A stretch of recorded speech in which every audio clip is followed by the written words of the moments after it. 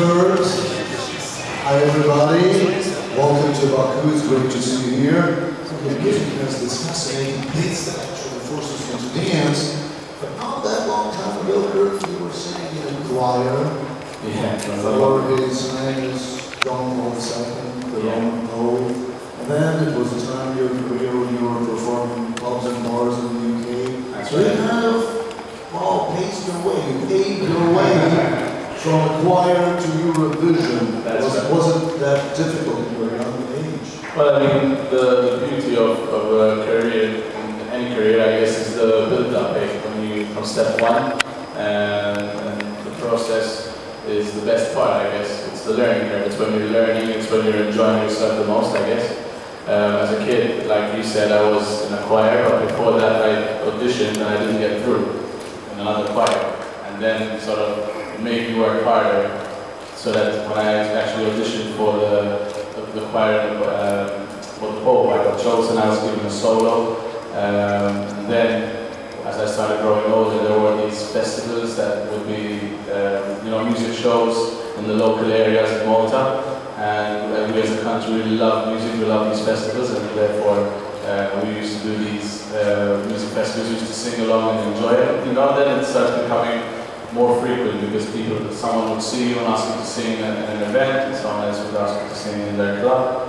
And as time went by, I actually went to live in London, working with Ryanair, with the whole cabin crew thing, and in my free time I would go and also sing in clubs and pubs and bars and get some master classes done, and that was, where I really realized that this is what I want to do with my life.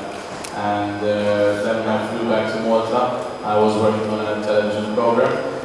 Actually, Peter was one of the presenters, funnily enough, and I was a backing vocalist, and from there I became a main singer. From this main singer in this program, I tried the first time for Eurovision. I sang a duet, I got 12th place. Second time, last year, I applied again, and I had a song called Over and Over, which is which for my fans is still one of my favorites. Even for myself, I really enjoyed it. And I got 3rd place last year, and this year, here we are. So you're an old head of Eurovision. Well, from whatever you told me, I can find out and figure out that you're generally on the right track. And this year, you have a true genius. So, questions to contender. Oh, you already generated some questions. Hi Kurt. Hi.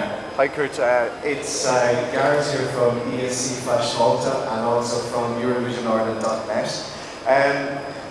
Questions, and hi all team from Malta. Hi. Firstly, a comment, and it's directed towards Anton. Anton, congratulations on another fantastic Maltese final this year. We had Donna McCall in our national final again this year, and she obviously was in the Maltese national final last year, and she said it was a wonderful experience. And every year it just seems to get better and better and better. So congratulations on that, and thank you very much for that. For Kurt, you went through just there now in regards to how many times you've been in the Maltese national final. And you got so close last year coming 3rd. Yeah. Was that very disheartening for you, or was it very disappointing for you? And how did you manage to pick yourself up afterwards? And a second question to you is that for weeks now I've been trying to learn the dance routine. I'm having trouble, and can you help me out with it now, okay? Alright, sure, no problem. Yeah, with regards to last year getting 3rd place, that was for a first time as a soloist, it's not even a bad result at all, is it?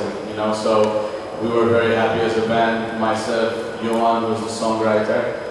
We were very happy with last year's result. Obviously, we wanted to win even last year, and therefore we saw what we did, and we said, okay, what can we do that is the right things? We kept them. The things that we didn't do correct, we changed them. And it's a trial and error thing really, but as long as you're having fun and transmitting the positive energy to your audience, I guess that's the best thing you can do really. Right, I can vouch for this in terms of last year as well, because I remember, okay, it's probably the most happy third place was I've ever seen. It was very positive. For him it was great. So it wasn't any hard feeling or anything. With regards to your comments about festival, yes, we are investing a lot last year and also this year. For Malta, Eurovision is important. It is a show in Malta which is viewed by 80-85% of the population actually in each show. So as a national station, we are investing very heavily in creating a good platform for the good dance. Yeah. With regards to the dance, I'm invite Warren to join me. Who was actually the guy who, gave me this idea to do the move. A couple of years ago, I did a show at a local shopping mall, and I wanted to do something, kind of different. And as I was singing the song, he said, "Listen, let me teach you this move and try and do it." And it took me, forever to get it done. It took me not 4 years, come on. It took me a while to learn. But once you get the hang of it, it's actually really easy. It becomes like second nature. Sometimes you're in a club and you just start doing it just for the fun of it. I've tried. But yeah, I can show you how it's done. Come on.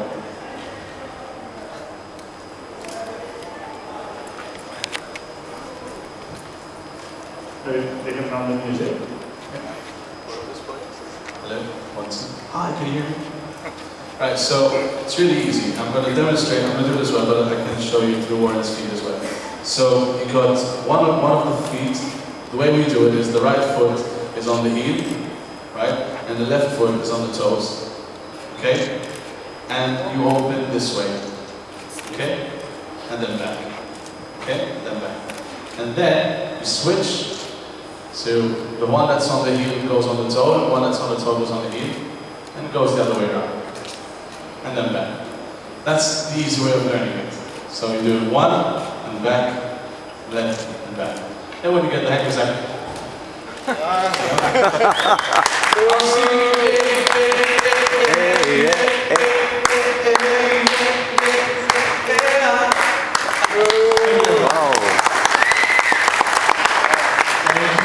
Thank you.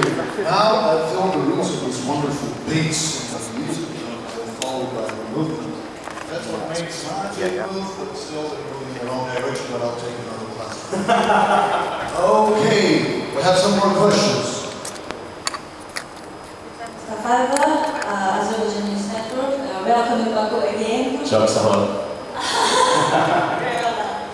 But you haven't made successful singles. What about full CD album? When you're planning to record it?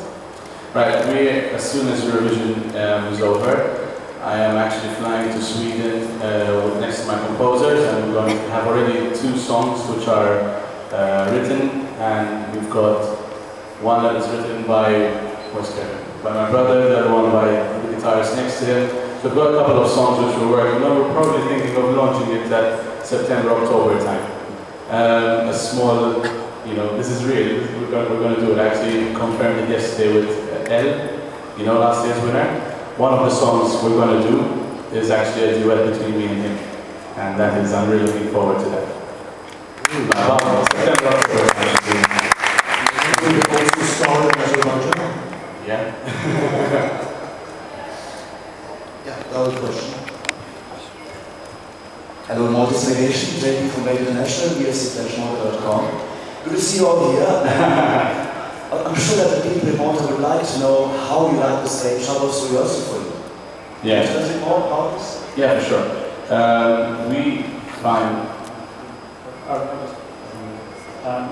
As a general point, I'd like to congratulate Iktima and the EU, because I think we were here a month and a half ago, and there was absolutely close to nothing. I think it is remarkable and very impressive, and the setup is from a technical point of view, or a logistical point of view, I think it's phenomenal. Yeah. No, I mean, the experience of being on I've never done on such a big stage, personally. I mean, the closest I've been was the Maltese selection in front of, and that is, it comes, it's a big stage and there's like about 2,000 people as an audience, so there's going to be a big difference, but the stage here obviously is amazing. I look up and I see the circle of lights, and I look back at the backdrop and I see the stage is, really, there's a lot of place to run around and enjoy yourself and have a good time. We were actually had a little joke, we were saying, this is, because before we go on stage, we always say like, we're going to the clubs, right? Not performing on stage, we're going to the clubs, so we just enjoy ourselves. And we have this particular club in Malta which we all like to go to. And as soon as we walked on stage, we said, I like the refurbishment of the club. You know, so like, it was our little way of sort of communicating between ourselves and saying, okay, we're here to have fun, and we're here to give a good time to our audience. Thank you very much. Some comments and questions? I believe there should be. Oh yeah, Alistair. Hi, Alistair Birch from SBS Radio in Australia. Kurt, can you tell us a little about the influence of the famous Maltese tenor Brian Supply on your career, please? Oh yeah, for sure. Actually, when I turned 16, I was studying to be a chef, right? And one of my friends, and I told one I used to say, I always loved singing. I had never trained vocally until I was 16. And one of my friends said, listen, I've got a friend of mine who was a good vocal coach. And I said, okay, what's his name? He said, Brian Chapai. And Brian Chapai is one of Malta's top tenors, obviously after Joseph Calleja. Maestro Brian Chapai is a dedicated tenor, but also a dedicated teacher. And he's changed my voice so much during my years, because I was this immature kid, I wanted to just sing along, do all these Backstreet Boys and be in Eurovision and stuff like that. But he opened so many doors in my, my mind as a career vocally. He took me from musical theatre to pop, and it gave me perspective. Like, okay, there's a wider variety. And actually, after a couple of years, I decided, no, listen, I still want to do Eurovision. And he was very supportive of it, and he wanted me to go and study in Milan, and he had, so many. He gave me a lot of courage to face, people and challenges, and he's actually trained my two guitarists to project, because they're obviously not trained singers. They're my guitarists. They're very good guitarists, and because I wanted them to be on stage, and I know they can sing, I asked him if he could actually train them to project and sing better, and he's taken that challenge, and I think he did a very good job at that. Yes, please. Anton, a small question for you about the Maltese music becoming available outside of Malta. What can Malta do to make the music available internationally? There's no record company on your islands, so we would like to buy your music, but we can't. I think there's a problem in general in Malta. I think the way forward for us is to team up with the people from the music industry, who can help us create good distribution networks, because it is an issue, especially you yourself attend our festivals, and there is other content there, which gets lost. So yes, we need to invest in building bridges with people from the music industry to be able to take that work to the network.